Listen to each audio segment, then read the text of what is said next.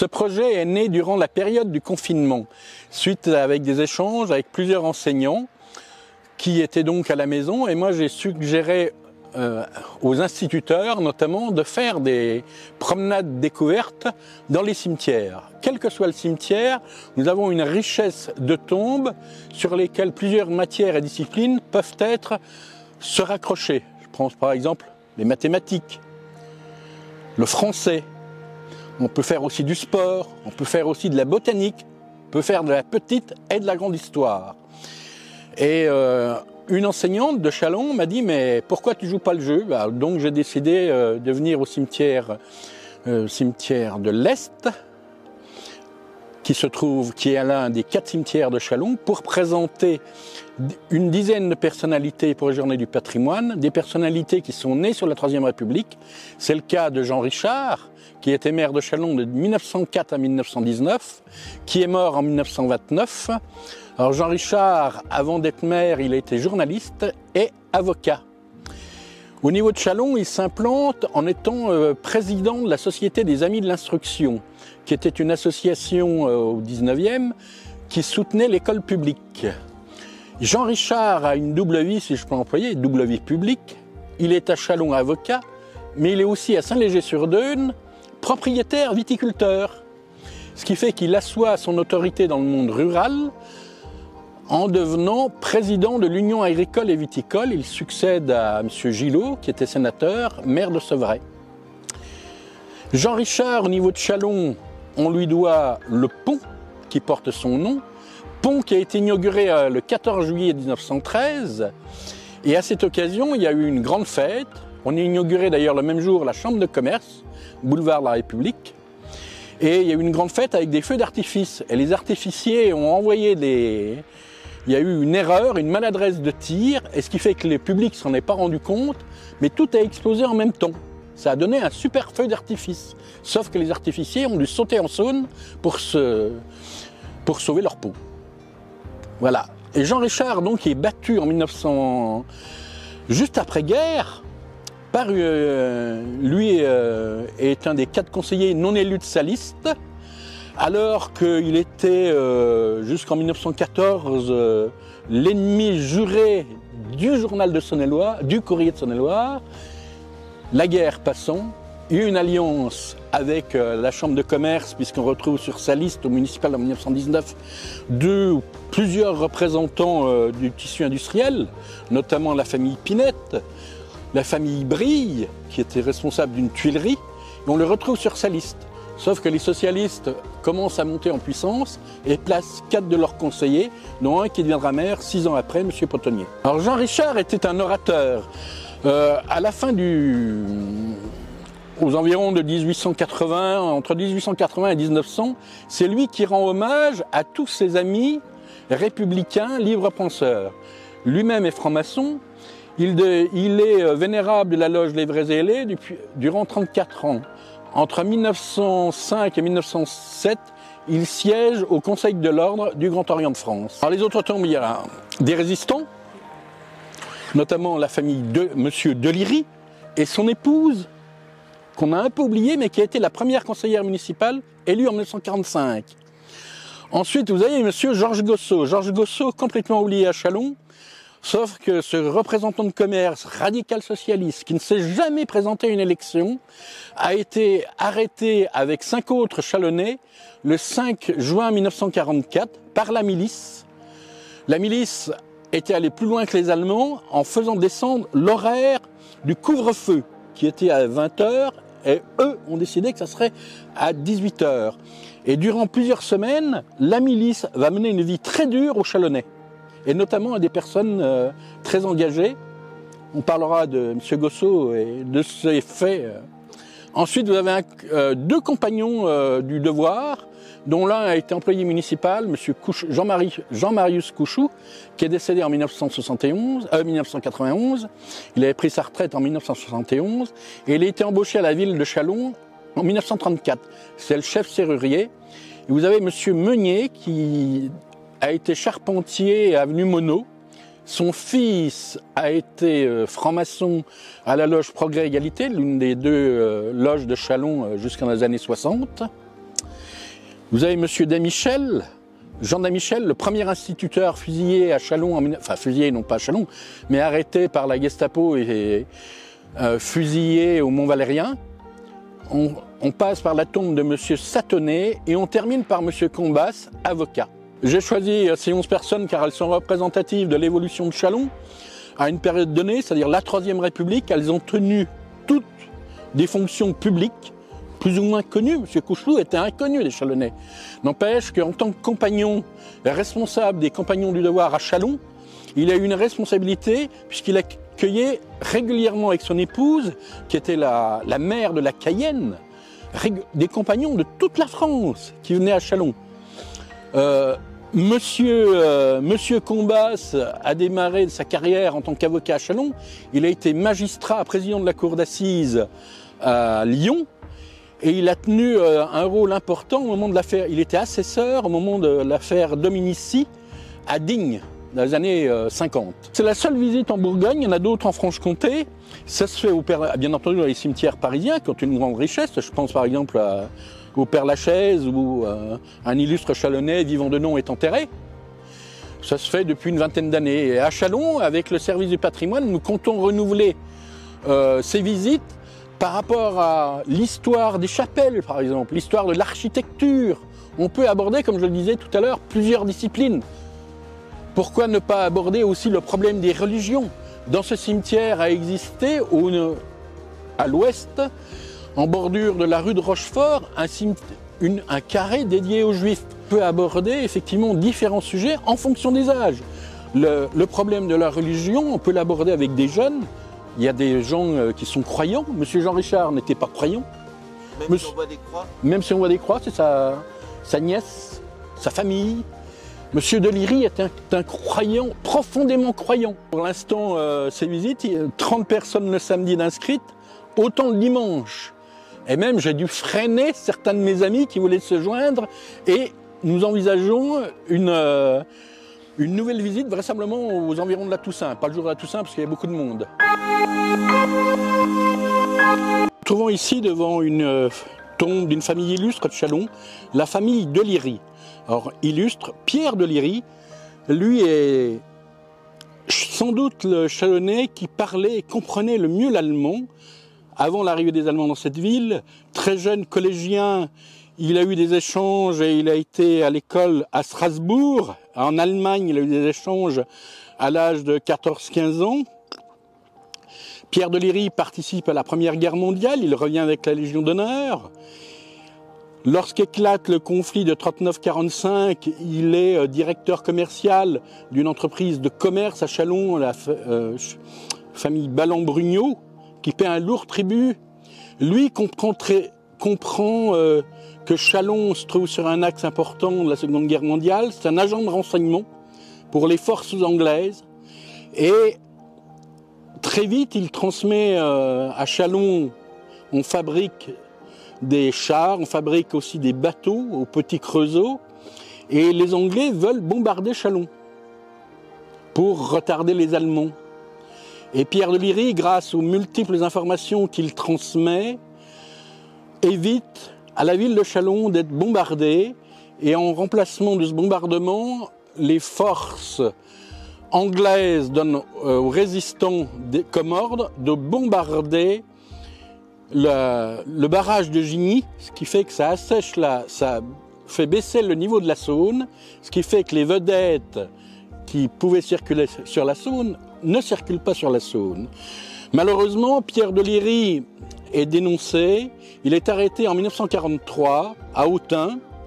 Donc il appartient à un réseau de résistants, d'informateurs qui pourrait être l'équivalent aujourd'hui du SDEC, des agents de renseignement assez précieux pour Londres. Pierre Deliri est arrêté, transféré, emprisonné en Allemagne. Il est condamné à mort. Le Führer refuse le gracier alors que Pierre Deliri a 6 enfants. Son épouse est à Châlons. Et Pierre Deliri est donc exécuté en 1944. Sans lui n'a pas été, contrairement à d'autres compagnons de la Libération, mais il a énormément fait au niveau du renseignement, qui est un des premiers éléments pour que la résistance puisse être opérative sur le territoire national. Mais les ordres, en 1944, venaient de Londres. Le moindre sabotage, que ce soit sur les lignes SNCF, sur la Saône, était donné par Londres. Et ceci grâce à 3 Chalonnais, dont à Pierre de Liry. L'épouse de Pierre de Liry devient en 1945, au moment des élections municipales, conseillère municipale, avec M. Satonnet. Alors Georges Nouel n'est pas réélu. À l'époque, il y avait 30 conseillers municipaux. Et au deuxième tour, les gaullistes locaux et les socialistes s'associent pour faire échec au Parti communiste qui n'a qu'un élu. Madame de Liry ne restera que 2 ans au conseil municipal. Néanmoins, elle survivra très longtemps puisqu'elle est décédée en 2005. Elle avait 107 ans. C'était non seulement la doyenne des Chalonnais, mais sans doute l'une des doyennes de notre pays. C'est dire l'importance de cette famille. Et le petit-fils de M. de Liry, Jérôme, avocat, a rédigé plusieurs romans, dont l'un parle des faits de son aïeul, roman qui est paru il y a une dizaine d'années. Nous sommes ici sur la tombe de Jean-Marius Couchou. Jean-Marius Couchou était un employé municipal au service d'architecture. Très jeune, il se distingue en 1925. Il est récompensé par la Chambre de commerce, 1927, pour ses dons manuels. Donc il rentre au service d'architecture, il est serrurier en chef et il rejoint l'Union compagnonique. Il a fait plusieurs étapes, je crois qu'il a été admis compagnon à Nevers. Et il devient président de l'Union compagnonique à Châlons. Avec son épouse, elle est maire de la Cayenne et ils accueillent régulièrement, jusque dans les années 80, des compagnons qui sont en stage à Châlons et qui repartent après. Ils les logent d'ailleurs, bien souvent. Monsieur Jean-Marius Couchou a été trésorier de l'Union nationale de l'Union compagnonique, pardon. Et l'Union compagnonique a été transférée ensuite à Couches et elle se trouve actuellement à Autun où il possède un musée qui est ouvert une fois par mois, le 2e samedi de chaque mois, le samedi après-midi, où vous pouvez voir des œuvres travaillées par les compagnons. Un autre musée du compagnonnage existe en Saône-et-Loire, à Romanèche-Thorin, mais il est propriété du conseil départemental. Et c'est M. Guillon qui l'avait créé. M. Guillon était un charpentier, il avait créé l'école du trait. Alors est-ce que M. Couchou était franc-maçon? Parce qu'on voit une équerre. Alors, l'équerre et le compas sont des symboles effectivement utilisés en franc-maçonnerie, mais M. Couchou n'était pas franc-maçon, pas du tout. Il avait vraisemblablement des amis en franc-maçonnerie, puisque les œuvres accomplies par les compagnons de Châlons entre 1950 et 1965 ont été hébergées dans un local qui appartenait à la loge Progrès Égalité de la Grande Loge de France. Nous nous retrouvons ici devant une tombe d'un autre compagnon. Alors Joseph Meunier, nous pouvons distinguer l'équerre, le compas, le niveau. Joseph Meunier n'était pas maçon, il était compagnon, charpentier, il était installé à l'avenue Monod. Il meurt en 1951. Joseph Meunier a reçu des compagnons aussi pour leur formation. Et son fils, Gabriel Meunier, lui, n'était pas compagnon. Il était garagiste rue de la Trémouille. Il meurt à 57 ans, en 1960, mais il était franc-maçon de la Grande Loge de France, de la loge Progrès Égalité. Joseph Meunier était aussi responsable du syndicat des garagistes du département. Voilà, c'est les seules traces que nous avons, 2 compagnons dans ce cimetière. Et dans d'autres cimetières à Châlons, au Châlons-Nord, par exemple à Crissé, il y a 3 tombes sur lesquelles se retrouvent l'équerre et le compas. On en a une également dans le cimetière de l'Ouest, rue Bouzicault. Nous nous trouvons ici devant la tombe de la famille Monard bien connue dans cette ville. puisque Max Monard reprit une droguerie rue de la Banque, droguerie qu'il a étendue pour en devenir ensuite un grand dépôt, magasin de peinture en zone industrielle près du port fluvial. Max Monard a été conseiller municipal et adjoint au maire dès 1945. Il a été adjoint au maire. Son fils Michel a été également conseiller municipal de 1965 à la date de sa mort, c'est-à-dire au mois d'août 1971 ou l'été 1971, parce que Michel Monard se tue près d'Auxerre à l'âge de 40 ans. Et tous les deux ont siégé au conseil municipal, et comme le fils de Michel Monard, Patrick Monard, qui était conseiller municipal il n'y a pas si longtemps, dans l'équipe de Michel Alex. Donc une famille très connue. Max Monard a été dirigeant sportif, président d'honneur de la Vaillante, président d'honneur de Châlons Fémina, et en 1952, au moment d'une élection cantonale, au deuxième tour, Julien Satonnet est distancé par les communistes et par les gaullistes. Eh bien, c'est Max Monard qui tente de le remplacer vainement dans une élection à Châlons-Nord. Une famille de radicaux socialistes qui ont plutôt évolué, si je puis dire, vers la droite. Parce que Patrick Monard était conseiller municipal sur une liste de droite. La fille de Monard, elle est protestante. Une autre famille bien connue à Châlons, la famille Randet. Alors, Monsieur Randet a été professeur au collège et au lycée de Châlons. Jean Randet. Gabriel Randet, et Jean également, son fils. Gabriel Randet a été au conseil municipal de 1908 à 1925. Il a même fait fonction de maire quand M. Mauget était malade entre 1923 et 1925. C'est une famille de radicaux socialistes, éclaireurs de France aussi, tous deux, le père et le fils. Et Jean Randet a été même le doyen du conseil municipal entre 1970 et 1977. Et il ne se représenta pas en 1977. Il était adjoint de Roger Lagrange. Et Gabriel Randet a conduit la liste radicale socialiste qui n'a eu aucun élu en 1925 dans cette ville. Et c'était des laïcs convaincus mais très militants, notamment aux éclaireurs de France. Nous sommes ici sur la tombe de la famille Damichel. Jean Damichel a été le premier Chalonnais fusillé le 15 décembre 1941. Jean Damichel est né à Alray en 1908. Il a fréquenté l'école normale. Après, il est devenu instituteur. À l'école normale, très vite, il s'engage à gauche, au Parti communiste, alors que son père était déjà chez les radicaux, lui à Alray. Et Jean Damichel est sanctionné car communiste, mais avant l'arrivée des Allemands. Il est pourchassé.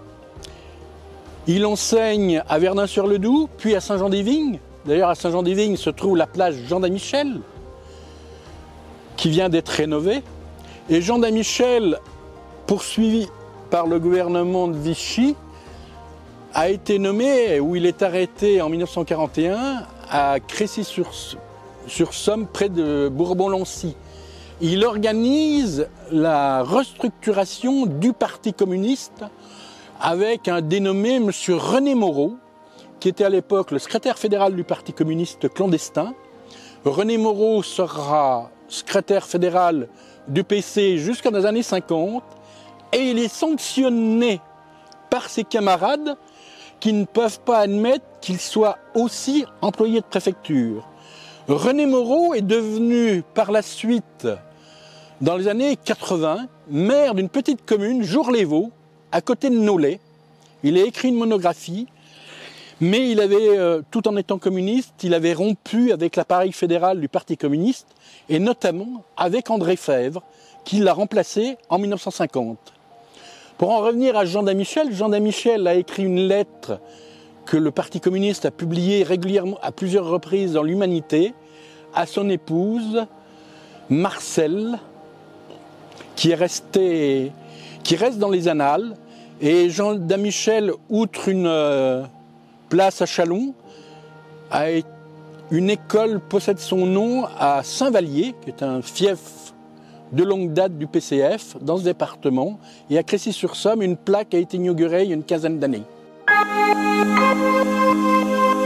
Julien Satonnet. Alors, Julien Satonnet était un employé des PTT qui est né à Frétigny dans le Jura. Il arrive à Châlons, il travaille à la Poste. Il est élu au conseil municipal dès le premier tour en 1925.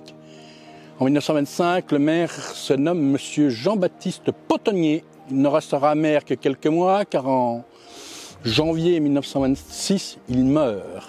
Il est remplacé par Georges Nouel. Monsieur Satonnet, lui, est nommé maire par le comité départemental de libération en 1944. Il est réélu en 1945 et en 1945, Monsieur Nouel n'est pas réélu, comme je vous l'ai dit tout à l'heure. Il reste maire jusqu'en 1952. Le conseil municipal, élu en 1947, composé de socialistes et de gaullistes, se dispute. Il y a des tensions qui aboutissent donc à la démission de Julien Satonnet et Georges Nouel revient aux affaires municipales jusqu'en 1965. Monsieur Satonnet a été également conseiller général. C'était un des responsables de la SFIO. Et la SFIO, l'ancêtre du Parti socialiste, s'est disloquée en 1945 entre les pôles foristes, dont les représentants locaux se nommaient Julien Satonnet et Georges Nouel, des pôles foristes qui étaient favorables à la paix, et ils rejoignent, ils fondent le Parti social-démocrate, le PSD, qui survit jusqu'aux années 70. Julien Satonnet meurt en 1954.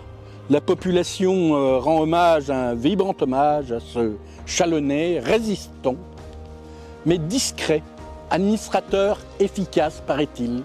On ne sait jamais si Julien Satonnet a été un maire de transition ou s'il a été un maire vraiment à part entière. Car derrière Julien Satonnet, l'ombre de Georges Nouel était, d'après les anciens et d'après Robert Tatreau, omniprésente. Point d'interrogation, à travailler encore. Nous voici sur la dernière tombe de notre parcours. Ici est enterré Roger Combas. Alors Roger Combas est un Chalonnais de naissance. Il est né en 1899. Très jeune, il s'illustre en écrivant des poèmes qui paraissent entre 1914 et 1918 en faveur de la paix dans le Courrier de Saône-et-Loire. Roger Combas poursuit des études de droit à Dijon et devient avocat. Il est entre autres avocat des ouvriers de Saint-Gobain dans les années 1930. À cette époque, il est également bâtonnier à Châlons. Roger Combas n'est non seulement avocat, est un militant du Parti radical socialiste.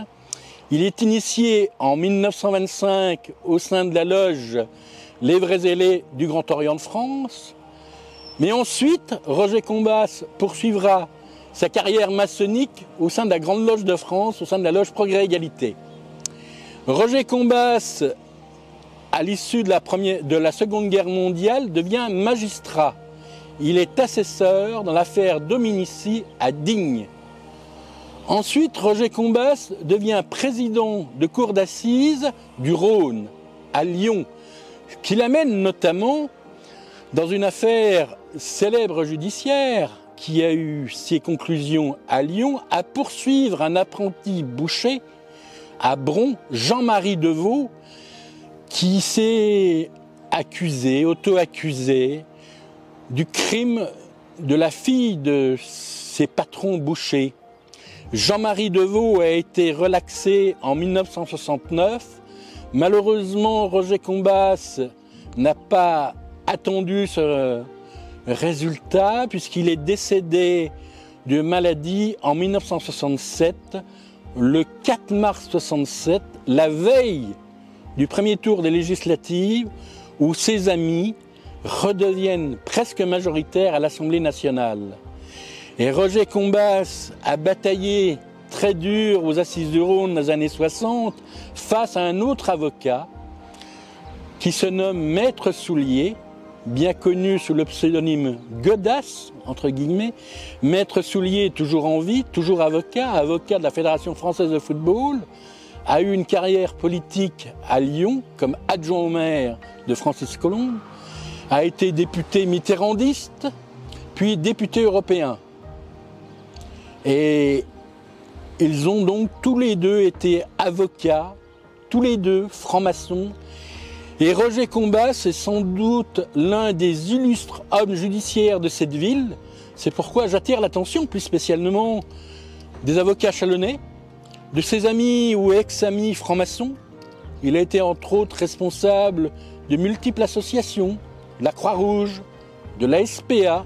Et cette tombe qui est un caveau en réalité, devrait être conservée pour la trajectoire judiciaire de ce personnage.